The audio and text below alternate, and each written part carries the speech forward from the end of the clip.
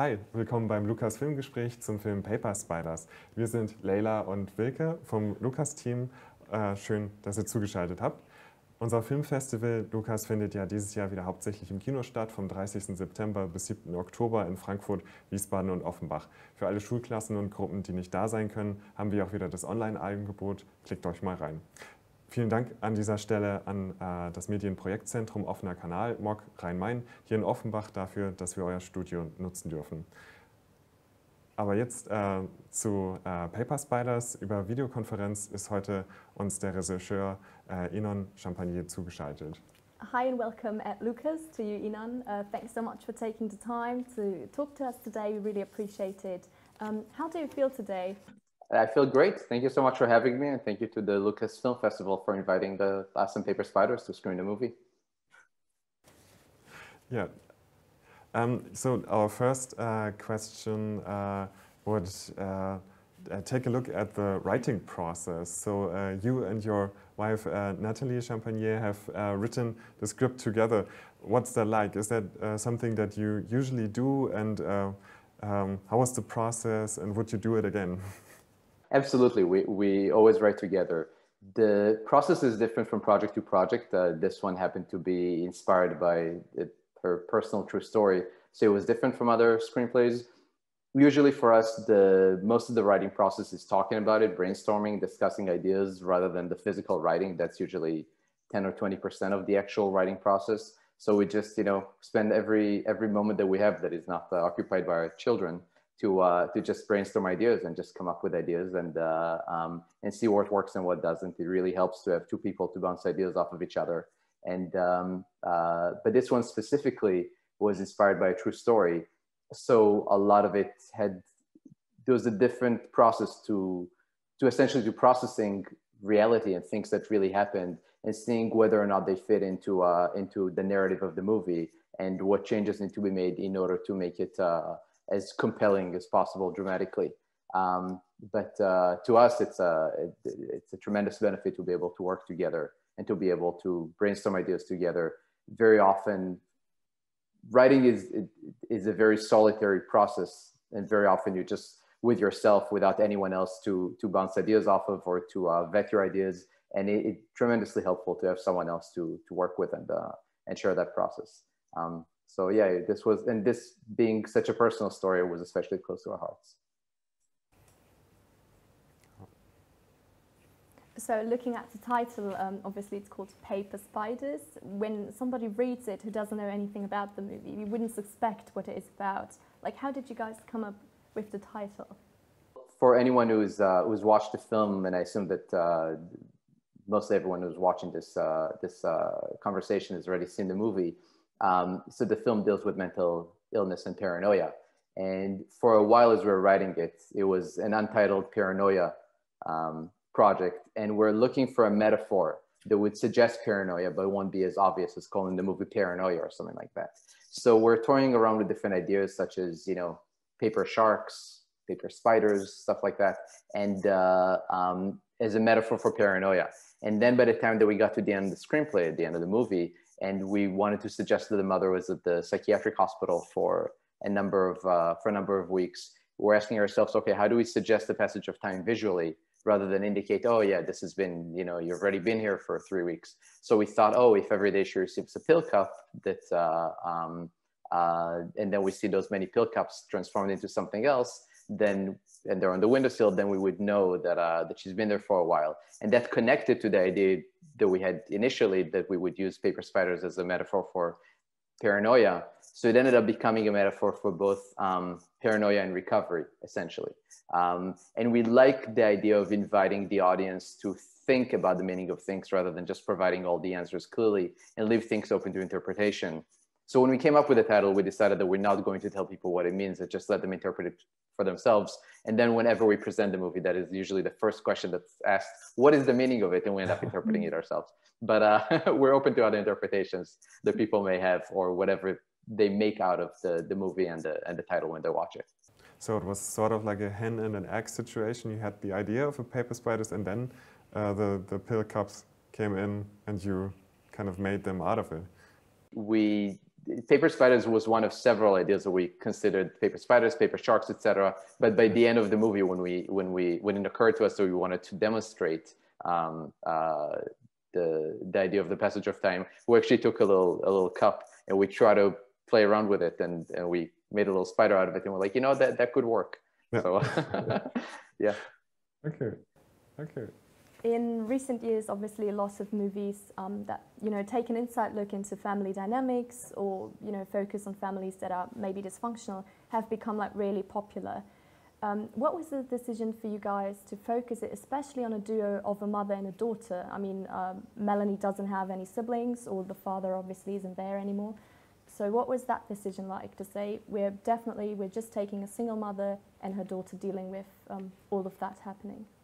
The essence of a mother-daughter story, as I mentioned, was inspired by truth. A lot of the movie is inspired by experiences that Natalie had with her mother, who was a wonderful woman, loving and kind and sweet and wonderful in every regard, but a victim of mental illness, not by choice.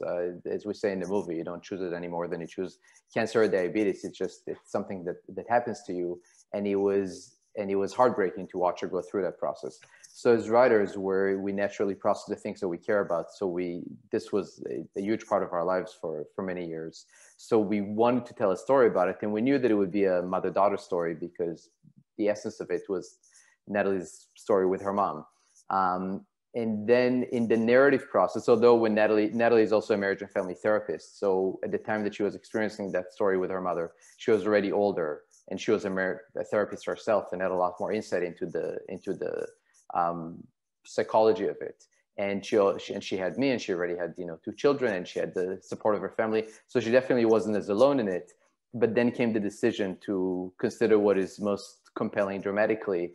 And we asked ourselves, what if someone did not have the resources that she had, did not have the support system? And what if we distilled the experience into a main relationship with the main tension of a mother and daughter, who all they have is each other and have to deal with it, so that there aren't other resources and other people to share the burden with? And it seemed to us that would be the most compelling choice dramatically, especially if we develop it as a coming of age story, where in a sense it's also a story about a child becoming the parent. And that seemed to us most befitting as a coming of age story, because the essence of a child growing up quickly and becoming a parent was very much in unison with the ideas of a coming of age story.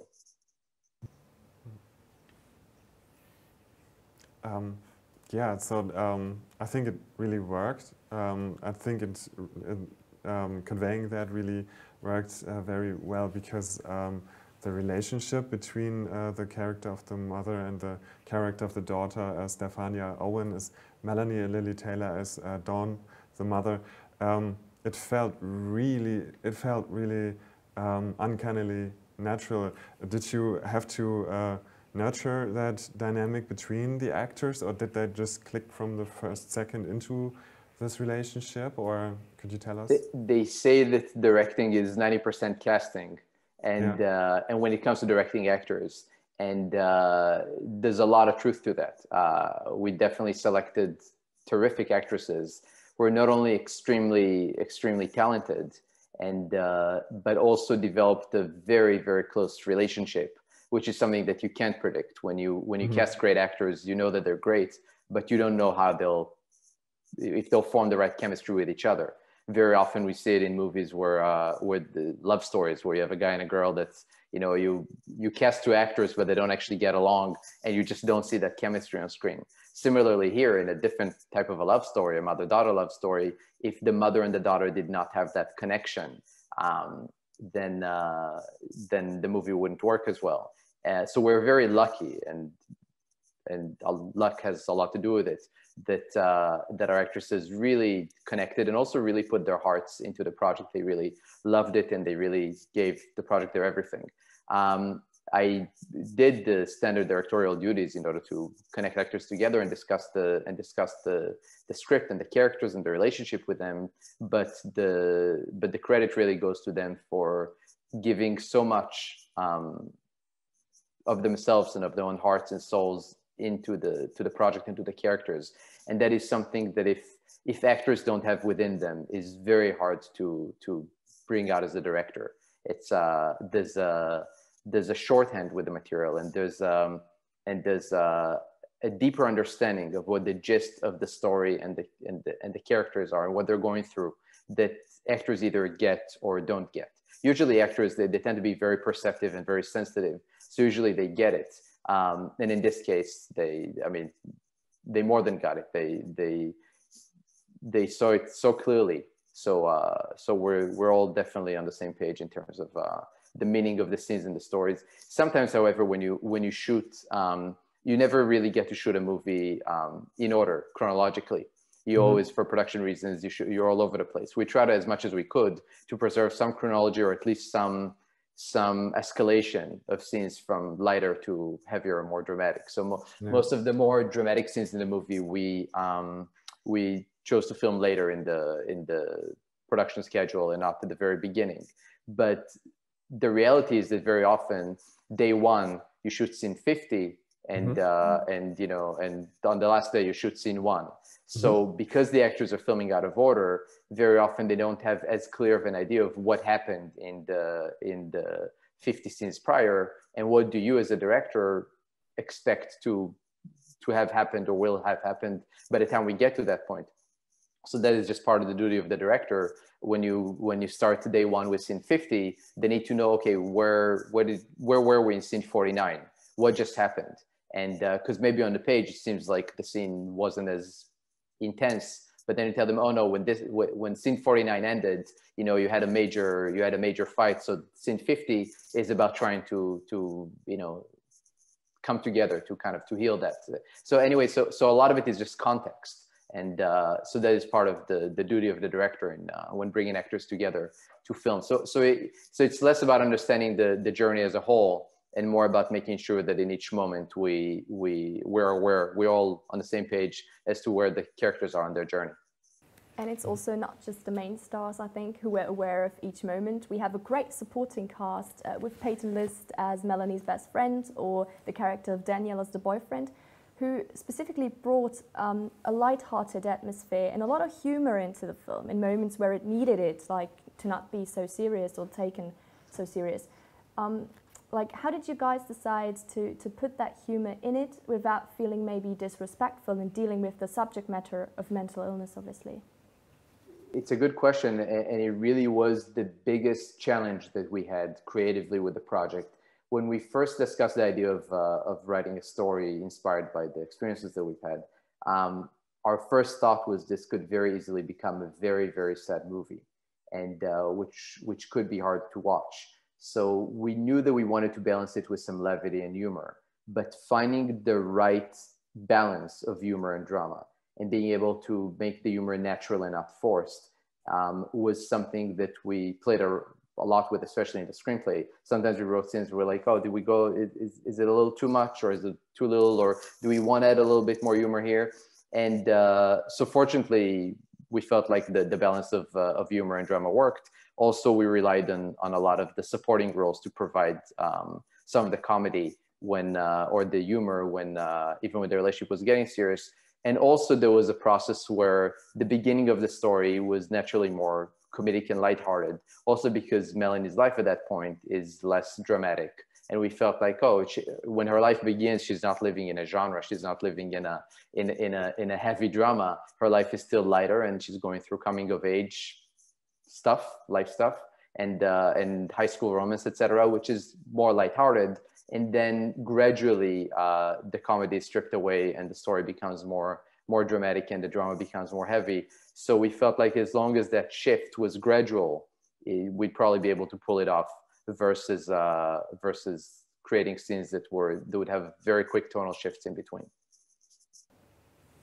Yeah, so as we already mentioned, it's a hard subject matter to talk about, and a lot of actors, when they take on hard roles, they go into deep research, talk to people out of the community or people who deal with certain stuff. Did Lily Taylor, I don't know if you know this, but maybe you have some things you can tell us. Did Lily Taylor go into deep research on this mental illness, or how did she prepare? Did she talk to your wife? Like, How did she? Yes, my wife was very involved in the process, and we had many conversations. Lily also had her own personal insights about mental illness from her own personal experiences, and she also went into formal research by reading specifically about a disorder and what it means and what are the type of insights that people have or lack when they have it. Fortunately, in this case, because in a way we were the authority on this, having lived through it, we could provide a lot of those answers that usually with screenplays we don't have, and we ourselves need to do more formal research or find other experts to connect with actors and say, well, these people have lived through something similar, maybe you should talk to them, or maybe they have the answers. This specifically being based on inspired by Natalie's story, we definitely had most of the answers to most of the questions, but I think that it was very useful for her to read the formal diagnostics of the disorder, and just to have a good insight into how a person behaves when they're inflicted with paranoid delusions. So, but also a lot of it was instinctive, and actors, especially after having worked so many years, and especially being on the caliber of Lily Taylor, who's phenomenal, really have an insight into going to that place, because it's a major challenge for an actor to play mentally ill without looking at the character from outside. It's almost as if it's almost as if trying to have an insight about the inner workings of someone who doesn't have an insight about their problem. It's like, how do you play someone who's not aware of what they're going through, when so much of the process of understanding what goes into a character is the awareness of what the character understands. So it's a challenge, and I actually think that very few actors would be able to go to that place and deliver a performance on the level of Lily Taylor, and she really did a terrific job. And so did Stefania. The two of them did a phenomenal job. Yeah. I really like the notion of you and your wife sort of making a family project out of this idea for the story, and then developing in a way so that actresses like Lily Taylor can use this safe space that you have to get into the world, to tell the story to us and to everybody else. So this feels like it felt in the film, and this sounds like what you tell us, like a very safe or like very sound process of making a story to life. Thank you. Thank you. It's it began with a lot of question marks, because this was actually the fact that we're going through something similar with Natalie's mom was a very personal and rather secretive thing that we didn't even share with our close family and friends. Yeah. And we didn't intend to share it with the whole world by making a movie about it. But the process of doing it, as a writer, you kind of, when you want to sit down and write what you care about, you process the things that are really on your mind and in your heart. And this very much was a piece of our hearts. So we knew that what we found compelling could be compelling to many other people, but it didn't occur to us how many people were dealing with similar problems, not necessarily paranoia, but supporting loved ones with different forms of mental illness or addiction, or even just that burden of the caretaker of trying to help a loved one that was suffering from problems that are very often beyond your control. So we felt like there was something about that narrative, even beyond the specific aspect of paranoid delusions, just the idea of supporting a loved one with problems that you can't really control. We felt like that would be compelling. And we were very conflicted about sharing the fact that it's inspired by truth at first. But then when we started sharing the screenplay, even before we made the movie with people would read it and they come back to us and be like, this is just like my story with my mom, my aunt, my friend, my brother. And we realized, oh, wow, almost everyone that we talked to had some similar story where they're trying to help someone else, or they themselves were going through through some challenge that was similar. So then I think that only after writing it, we realized that there's real value here in hopefully contributing to a conversation about the need to support people struggling with mental health challenges, and hopefully helping people who are going through that process, whether they're afflicted with mental illness themselves or they're supporting someone who has it, helping them feel less alone in their journeys. Because when you're going through it, you feel very much alone, and why is this happening to me? And maybe by seeing your journey reflected on screen, you feel a little less alone in the process. I would like to, we hope so. Yeah, I think it's a courageously told story about a lot of courage in the character of the daughter, and I think it takes a lot of courage to sit through the whole story, and it took probably a lot of courage for you to tell it like this honestly. And but on the notion of resources, I thought about that. You mentioned it before. I think the main character of Stefania Owen has, or in herself, in her own character, she has a lot of resource. She takes matters in her own hands, and she looks for help. She asks people, more or less with great or bad results. She gets mediocre counselorship, and she still, through everything and through every setback, she still stays empathetic. And we were not quite sure what to take out of it. Like it's very she almost is like heroic in her resourcefulness and her resilience. But is there something specific that you would like our audience to take out of it if they haven't taken their individual thing out of it? Probably, we have a very smart audience. But is there something in this resourcefulness that you would that you wanted to convey? You mentioned the word empathy a couple of times, and that really is a key word.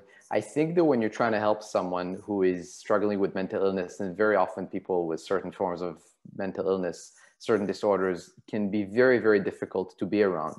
And as a result, they usually lose or hurt their relationships around them, and they become more isolated and more alone and receive less support and then deteriorate. It becomes a very vicious cycle in which people who are suffering from mental illness just, instead of,